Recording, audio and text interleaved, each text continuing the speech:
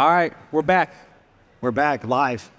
Yeah, for those of you that haven't checked it out, the podcast is called Merch Culture.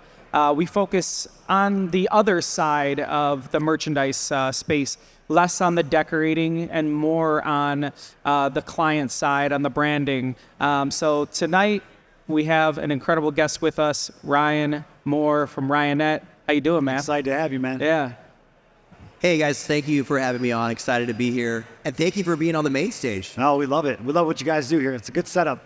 Yeah, so most of our audience is building a brand. They're reselling merchandise for a living. And you've built one of the most incredible brands in the space.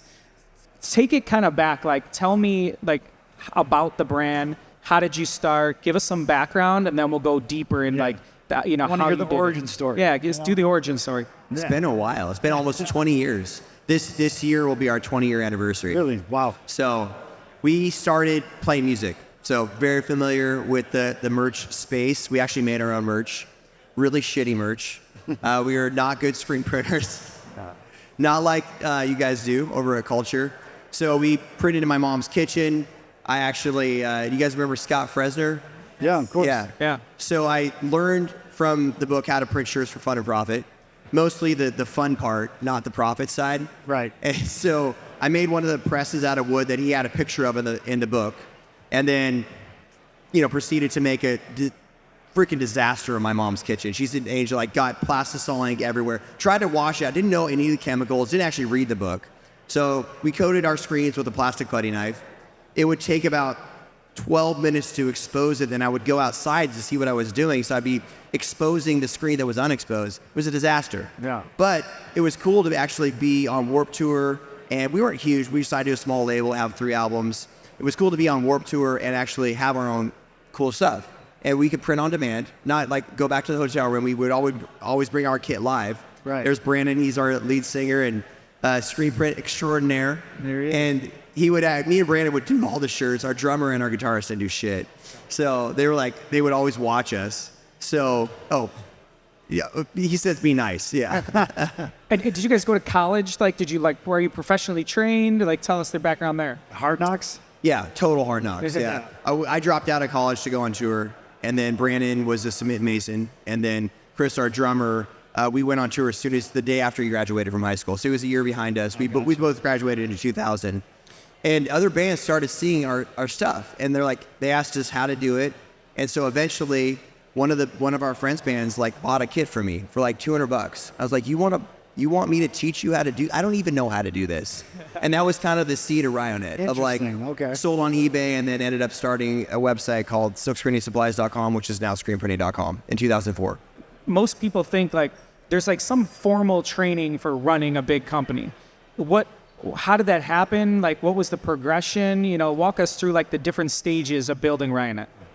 So the stage one was just kind of you're figuring out what you're unique whenever you're starting a business, whenever a brand would start, right? Why are you different? Why would somebody come to you? What problem are you trying to solve? And what our problem is we were trying to solve is how to screen print.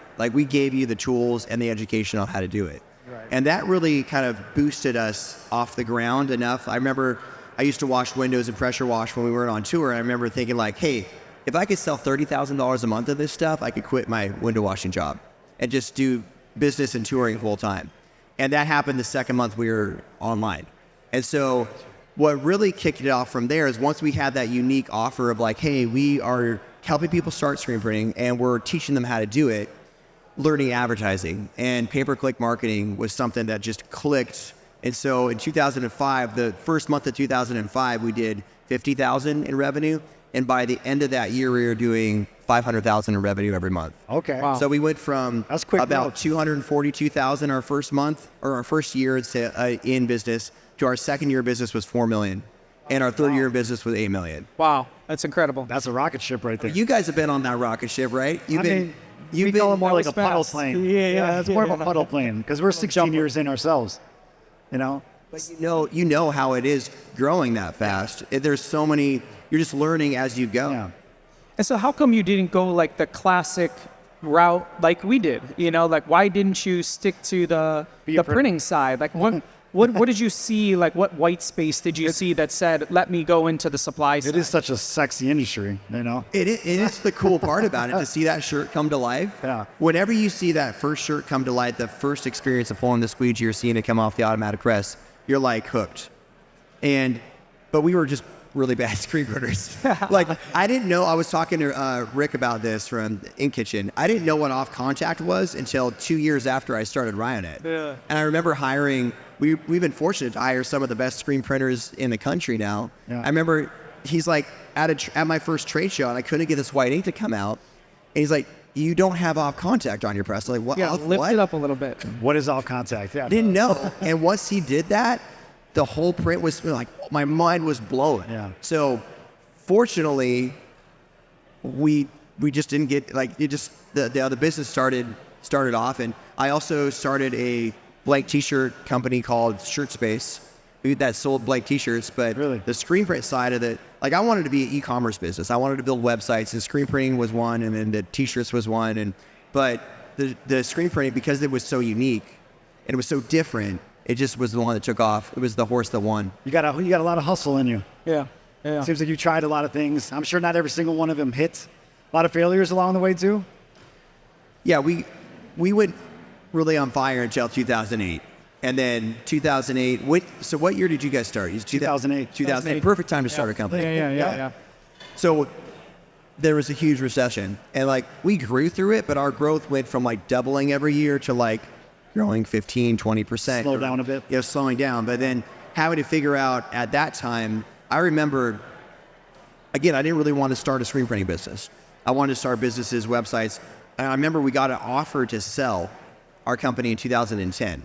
And it was an okay offer. I would have been set for life. But I looked at, like, what do I want to do with my life? And I looked at our clients, the people, because when I got into the industry, it was boring. I remember showing up, coming off Warped Tour, showing up to the first trade show, and like these dudes with polo shirts, and like, just like, Nothing like this. what did I do? Yeah, nothing like this. Yeah.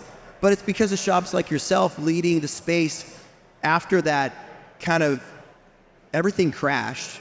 You started and you made screen printing, you made merch cool as shit. Yep. And it's because of that I fell in love with the industry and actually took off my collared business shirts, put back on a t-shirt. And I remember, like, we were talking about Dove from Los Angeles Apparel, now formerly American Apparel. We helped them start their screen printing operation. And I met him for the first time, and I put on a 2001. I was like, Wow. this is a good shirt. This is Nice not shirt. like a scratchy shirt. And when I put a water-based print on it for the first time, it was like, oh, this is cool. Fits. Nice. Also, you know, in your career, you've done some big deals. I know you did the Rock deal originally, way early on.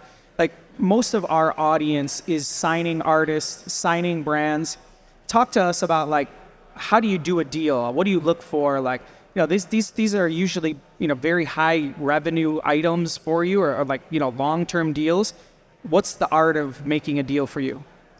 So I actually talked about this at ThreadX a few years ago, and we're running the ThreadX conference at Made Lab again this year. Excited about that. But I think a lot of deals start, there's a lot of good ideas, but you don't put a plan in place to make the deal happen. So all the deals that I've been involved with All Made Apparel and Sanmar kind of connecting, and with our Rock relationship, they're equity backed in Europe. So these are the biggest things that I had never had an opportunity to do. But Brandon and the team has done a really good job of processing, putting processes in the business. And one of those processes is to plan. So you start a planning document and getting that down beforehand so you can help that deal progress. A lot of times you'll forget where you came from or where your talking points started. Right. And you will, like, not progress. You'll continue to start over again. And then the other thing that really, really helped me out was the book. Have you guys ever heard of the book, Never Split the Difference? Yes. Yes. Have you read it? Chris Voss. Is it Many Chris? times. Chris Voss. Chris Yeah. Voss. Yeah. Good. Great Really book. good. Good book. Such a good book on negotiation. Yes. Like, just how to get in there. Because a lot of these brands, you're dealing with major record people and huge contracts. And you might feel out of your element. That book and his classes online, he's in masterclass, does a great masterclass, teaches you how to be in that room. It teaches you how to have those conversations and what to say without even having to try to posture yourself. You're just doing tactics that gives you the upper hand, or at least a level playing field in that negotiation and that deal. So as far as now you make this big deal, how did you finance it? Again, like, building a company of your size, what's the finance kind of milestones along the way? Good banking relationships. So we were lucky. Cash conversion cycle, knowing your cash conversion cycle, when your money's coming in and where it's going out, when it's going out is important. We just had a positive cash conversion cycle out of the gate. And so when you're going from 50 grand a month to 500 grand a month in a year, and you have credit card payments coming in online, and you're paying your vendors net 30, Amazon's never going to run out of cash. Yeah. You guys do any business with Amazon? We do. We do. So they don't pay you right away. Yeah.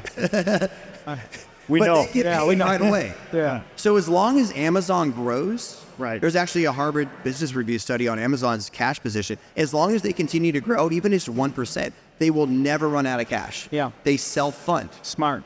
Self-fund. Now, to build that tech stack was extremely expensive, so they weren't profitable for a long time. Right. But if you can build an economic engine that's growing, and you have a positive cash conversion cycle, you have the things that grow a business. Yep. Now, making those investments like All Made, and when we brought Rock in, we started our own finance program. Those were capital investments that we made through banks. And we made, honestly, too many of them. We built too many T-shirts, and we ran out of money. So that's why we ended up doing these awesome partnerships with companies that are more equity-backed in order to continue to scale those sides of the business. Very cool. Something else we were talking about, especially Carlos predicting that retail is back in 2024. It's a prediction. Oh, really? It's a prediction. I like it. I don't know how that's going to go, whether or not that's going to be right, but That's going to be good for all of us. We can hope. talk about margin. How do you look at margin? What are your thoughts? Like, if retail is back, it's low margin across the board. I mean, maybe the retailer's making margin, but I know in our world it's very, very slim. They're buying super low. Are you going in and saying, okay, I'll take less margin, or how do you think about that? That's unfortunately like a race to the bottom. So whenever you're going to fight over margin or undercut somebody's price, and that's where we get into situations where the industry does bad. You might do good for a little bit, but you're not going to be able to scale that because you're giving up something, Right. And so I think one positive thing that's come out of COVID is the fact that you are able to command a little bit more price. Some of it was padded with our garments. Like all of our garments went up in price. But because of those supply chains have kind of calmed down a little bit, they're going down in price. But that doesn't necessarily mean that we have to lower our print margins. Yep. Like what we do as printers, we're on the supply side, you guys are on the decoration side, is probably the most undervalued part of the process. 100%.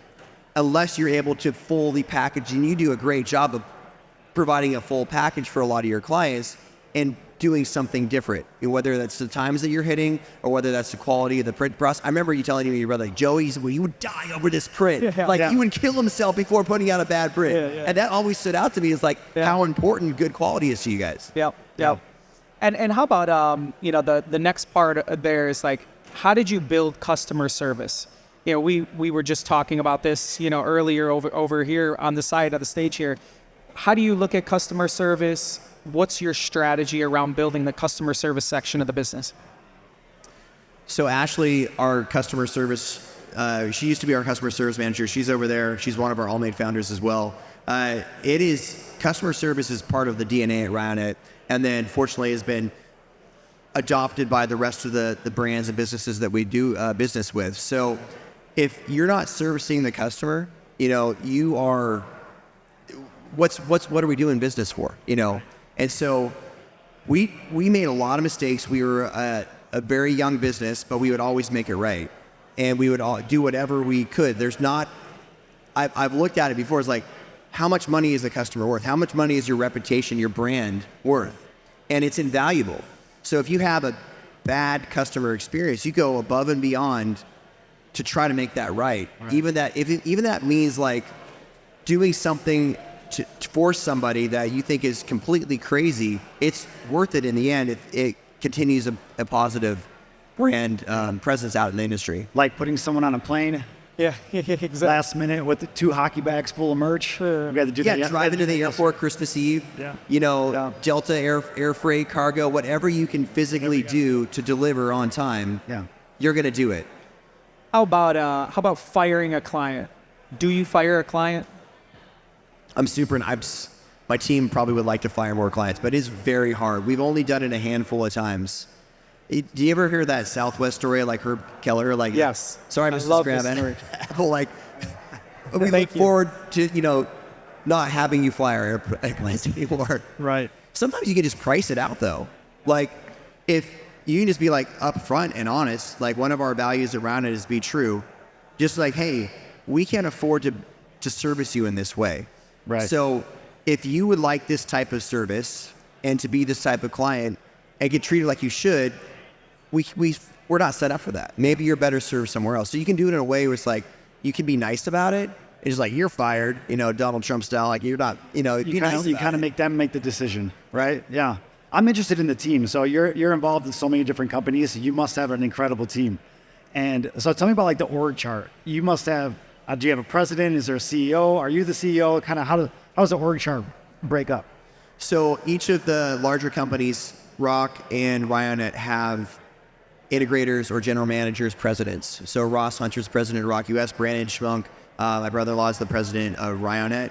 And then with our relationship with Allmade, we have a marketing director, Mel Laurel, that do a great job leading. We just run the marketing side of that company, and then Samar takes care of all the manufacturing and operations. So that one doesn't need that, like, because we're a marketing company, though, Mel's like the marketing integrator. So I always try to find a leader that's better than me at like actually staying on task, documenting stuff, running a business, staying organized, building a team, not being irrational, and letting the visionary like play with whether it's customer relationships or new products or strategic accounts.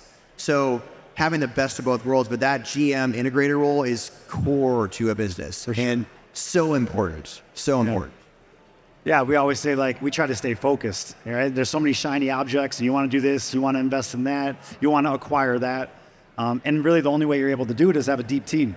How many people do you guys have now? So the Rock team is close to 70 with all our contractors. Ryonet team is about the same size. It's splitting the companies apart because Ryonet brought in Rock in 2012, and we were an M&R distributor before that.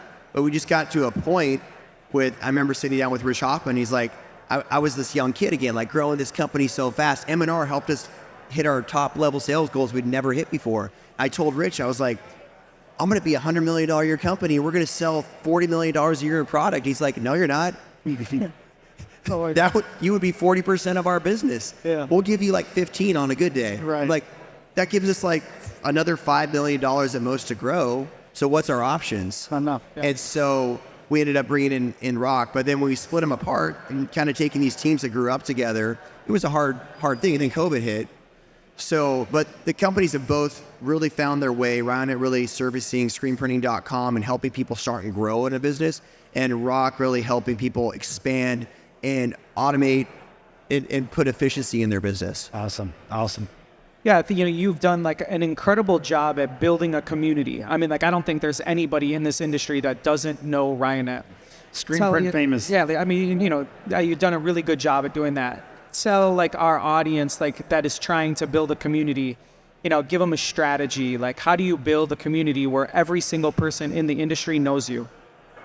Thank you for that, and a shout out to our team to do that. I think two things I want to say to that. So A is the values of service and aligning with that customer base and treating every customer like they matter. Like no matter how big or how small they are, you never know where it's going to go. Right. You started printing on a 6-color press, right, or something like that. Yep. Yeah. 8-color manual. Yeah. And look at where you're at now. You never know that. And so treating everyone like that, but then putting, whether it's education or whether it's events like this, and really focusing on how to bring that community together, that just expands and breeds itself, and it's contagious. So really, but it's like, I remember like back in the day when rock would hit the scene, we would play loud rock music, and the older guard or generation would just walk right by our booth because like, I don't want to listen to this loud, but it attracted the people, attracted the younger culture, the people that we wanted to attract was attracted to that because we're rock it out. Got to make it fun. Yeah. Yeah. Tell us about All Made. I know you're launching some new products. And when did you launch that company? A couple of years ago, right? A few years ago? So All Made was, I always wanted to make, ever since I toured Los Angeles Apparel, which was American Apparel back in the day. When we helped them start their print operation, I was just fascinated with making a t-shirt. But all of the shirts had problems, whether it was like they had dye migration issues or the fibrillation issues. So I thought it'd be really cool since we helped start over 200,000 screen printers. That's a lot of t-shirts, Hell yeah. And so it'd be cool to start a t-shirt company, but like I always knew it would take a lot of money and didn't know how to do it. But when I met our customer, who's a Ryan at Rock customer, they're a nonprofit and they actually started a t-shirt manufacturing spot in Haiti that actually made these t-shirts. When I met them and I heard their passion and they told me about the human side of our industry, I started to learn about the environmental side of the industry, kind of gave that why or that reason to help start. But again, like how am I going to go get customers? So the model was I wanted to find 12, there's rules of 12, like if you can find 12 fans or like 12 disciples, whatever it might be, if you found 12 people that could start this. So I went and recruited, I think we had 14 that went to Haiti with us the first time and 12 stuck. So we had like our 12 founders that really helped to make a good quality t-shirt and make it in an environmentally human friendly way. So made by printers for printers is kind of like our model where we started. We wanted to make a shirt that printed well, but then we also make it in an eco-friendly way and we make it in a way that is taking care of the people that are a part of the process. So Nice. That was 2016. So we're coming up on almost 8 years. Wow. Congrats. That flew by. So we were talking, just a little earlier about, rock bands are actually like being healthy, which is like the most insane thing ever. Like, we kind of feel like we're DJs on tour sometimes, like it's just such an unhealthy life. What's one thing that you're doing that's been like, this thing is a game changer for like, my mindset or health? Like to be successful, you have to have something. What is it? So I remember listening to, have you guys ever done any Tony Robbins events or anything like that? Never been to an event. But Yeah, we went to an event. I follow along. You went to an event? Yeah. He's got a great clap. Which one did you go to? It was like it was an ASI.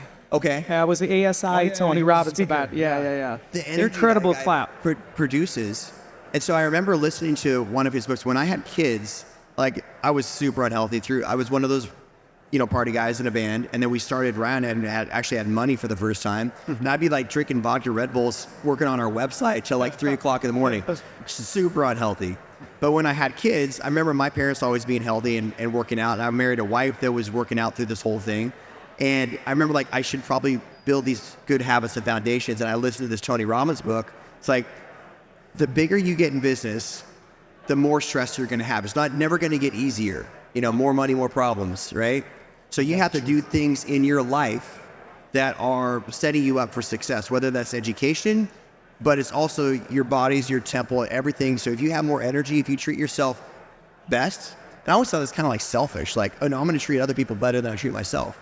But if you treat yourself better, if you're healthier, you're going to be a better dad, you're going to be a better husband, you're going to be a better boss, you're going to build a better company for the community. So that book changed. It was called Get the Edge, I think. Super old school Tony Robbins, which changed my life. Nice. Started running every day and got healthy. But then at an ASI show, I heard Jesse Isler talk about his David Goggins experience. Oh man, that's a great book. That's a good book. Have you read that? Yeah. Do you have his calendar? Do you have his big ass calendar? I got calendar. Sebastian, who's over there. I got his for it, and then I actually. Nice. So I met Jesse at that show, and I still talk to him.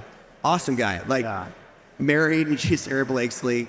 Has a professional sports team, done super good, but just super approachable. But he blew my mind. Yeah. Like what Seal did, which was David Goggins. Yeah. Before this is before like we even knew who David Goggins was. Yeah. What he did in Jesse's life, I felt like very similar. So then I decided to like take like physical activity up to another level. I started studying the Navy SEALs, and then that got me into ice baths. Yeah. So because going through SEAL training, you had to like go in the water and stuff like that for a long period of time, be super cold.